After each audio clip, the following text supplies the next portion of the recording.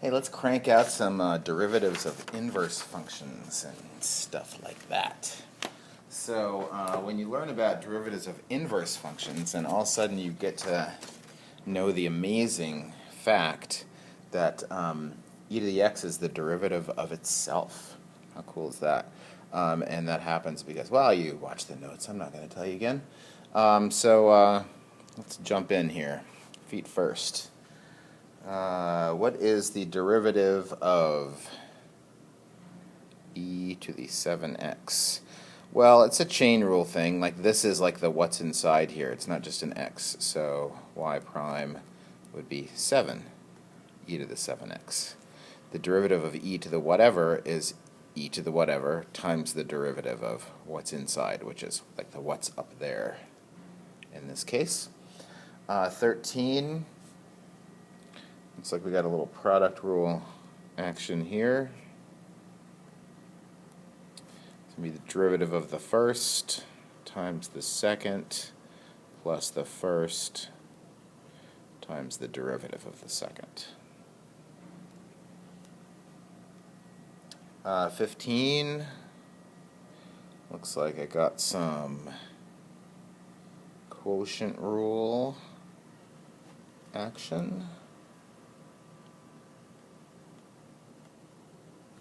I think I got that copied right. All right, so let's see. Low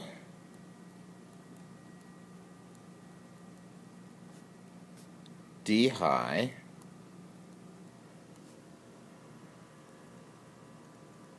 that's not a copy error, the D high because of the negative there. I want to take the derivative of that. Chain rule pops out a negative sign. That's low D high minus high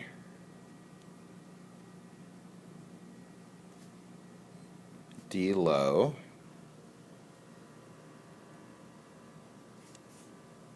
over low low. You guess, we all guess that we could leave it like that, unsimplified, but it's kind of interesting to see what happened here, and certainly there's some stuff that would cancel out, so I don't know. Want to FOIL it out real quick? Sure. So e to the x times e to the x. This is good practice for just making sure we understand how to deal with exponent rules. And then what's e to the minus x times e to the x? It's 1, right? Because e to the minus, you add the exponents here.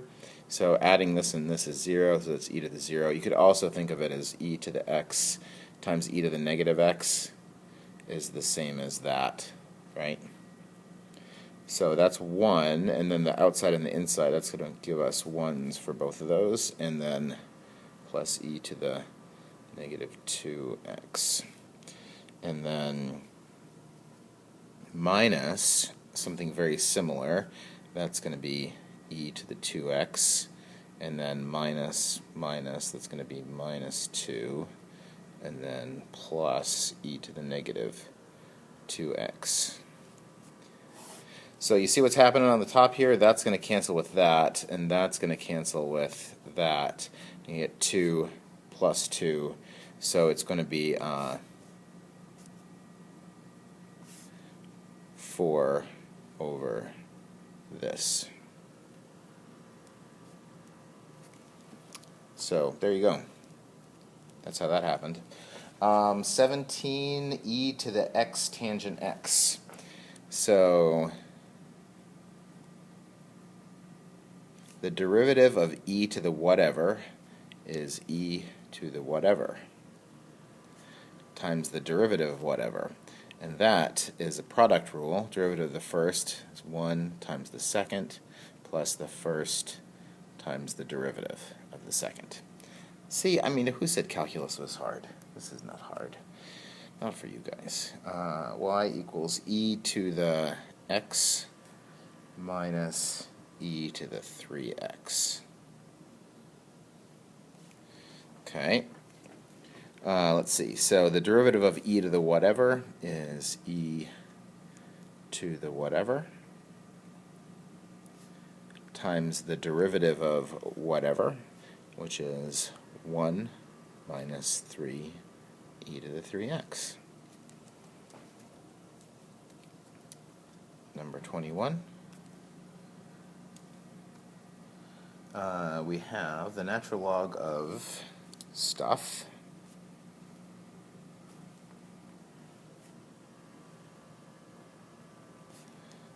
The derivative of natural log of stuff is 1 over stuff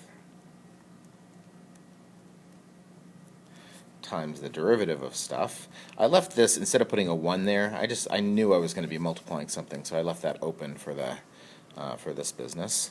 Now, the derivative of 1 is 0, so product rule on this now, I'm going to treat this like it's the first and this like it's the second. So I'm going to minus sign, I'm going to consider to be part of this x. So the derivative of the first is negative 1 times the second plus the first times the derivative of the second. And you could, I guess, clean that up a tiny bit, but that's good enough. All right, 23. So they want to use formula 7 and then by logarithmic differentiation. I think, let's see, what do they mean when they say formula 7? They give you a little, yeah, I don't really like that. Let's just do logarithmic differentiation. So that means if you've got y equals 2 to the x, you take the natural log of both sides. But instead of natural log of 2 to the x, we're going to use that logarithm rule that says I can bring a power out to the front, like that. Derivative of this, I got 1 over y dy dx is equal to, this is just a number, so just like the derivative of 3x is 3, the derivative of natural log 2x is natural log 2. And then I multiply both sides by y, so dy dx is equal to y, which is this, times natural log 2. Now, after you do a couple of these problems where it's like a different number besides e to the x, then, I mean, you might want to just kind of remember, oh yeah, it's like the derivative of 2 to the x is also itself, but there's just a little adjustment factor because it's not e, because it's some other number. That's a good thing to know. 25. Pi to the sine x. Y equals pi to the sine x. So going to take the natural log of both sides, because I would like to get that down. Anytime you have x's up here, besides e to the x, going to have to do this. So let's see. That's going to be the natural log of pi to the sine x, but the reason we did that was so we could bring that down out in front. Sorry, it's a little cluttered there. Now we're going to take the derivative. So 1 over y dy dx is equal to, natural log pi is just a number, so that number times sine x, derivative is that same number times cosine x. So, in the end, when all is said and done, at the end of the day, when no stone has been left unturned, then we have y, which is that, right, moving that back over to the other side, times the natural log of pi times cosine x. 27. There's one I need to skip somewhere along here. What is it? 31, I guess I'm going to skip. 27. All right, now we got x's up and down, so definitely have to use logarithmic differentiation for this. Lucky for us, that is not particularly hard to do. So natural log of both sides, which allows me to bring down this, right? This was the exponent here, I got to bring down. Okay, now I take the derivative, so 1 over y dy dx is equal to product rule, derivative of the first times the second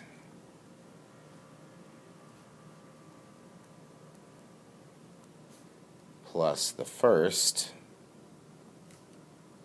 times the derivative of the second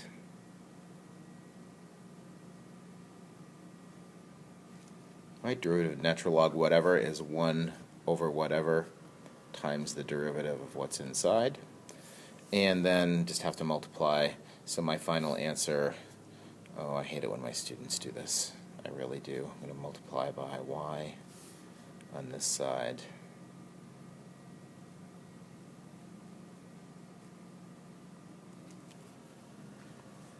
Right. Okay, 29. Natural log x to the tangent x. So what if we just started natural log of x to the tangent x? So I'm going to take the natural log of that. So that's going to be natural log of natural log x to the tangent x, but the tangent x gets to come out in the front, like that. Then I take the derivative, 1 over y dy dx is equal to the derivative of the first times the second plus the first times the derivative of the second. Derivative of natural log of whatever is 1 over whatever times the derivative of what's inside, which is 1 over x. And then you move the y to the other side. There's some big brackets around here, and woohoo, scribble that out. And my original y equals is natural log x to the tangent x. 31 is the one I'm going to skip. I don't know why I asked you to skip this one. The derivative of y equals x to the e. So just to make sure we understand, we have two different rules now. We have one for when the x's are up here, and we have another one for the power rule is when it's x to a number. So the derivative of that is e times x to the e minus 1. That's the difference. I don't know why I asked you to skip that. Probably good to do that. Make sure we understand. Number 33. What are we doing? 33 to 39 and then 43. All right, we're getting there. So this is the derivative of derivatives of trig inverse functions now. So the derivative of sine inverse is 1 over the square root of 1 minus whatever it is squared, in this case it's 3x, times the derivative of what's inside.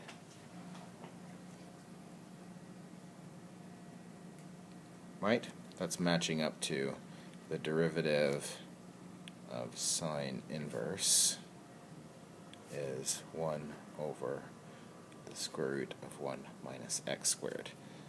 So if there's something besides just an x here, that takes the place of this, and then you would have to multiply by the derivative of that thing per the chain rule.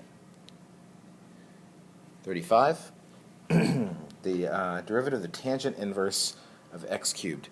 I can't remember if I told you this in the notes or not, but just in case I didn't, I bet I did. The tangent inverse, the fact that the derivative of the tangent function, of tangent inverse rather, is 1 over 1 plus x squared. If you were like really a big fan of the College Board and you wanted to send them like a birthday card or like a holiday greeting card or something like that, and you're like, what is the College Board really like? What's like their favorite thing? You wanted to send them a card that reminded them of that. You should put this on the front of the card. It is totally like their favorite thing.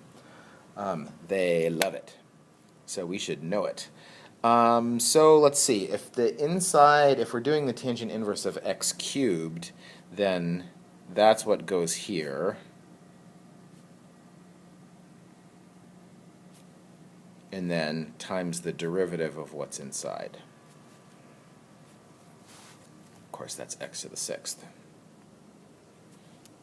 Okay. Oh, wait a minute. Did I skip something? I did. This is 37.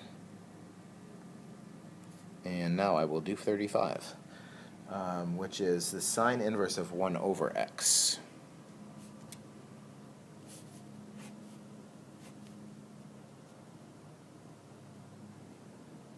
Times the derivative of what's inside.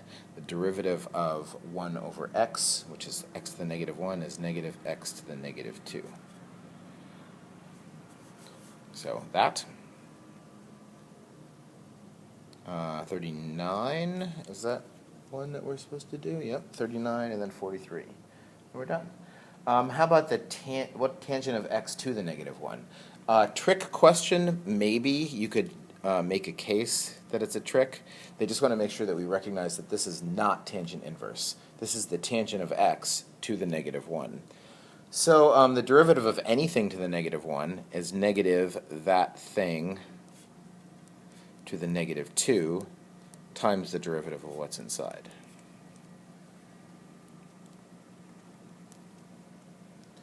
And finally, 43. How about sine inverse plus cosine inverse? Well, that's 0. Now that's kind of interesting, and you might want to think about the sine inverse and cosine inverse functions and why that would give you, if the derivative of that is 0, then the sine inverse x plus cosine inverse x must be a constant. So you can think about why that would be true and what that constant is, in fact. I think you don't have to mess around too much before you can figure out what's going on there. Alrighty.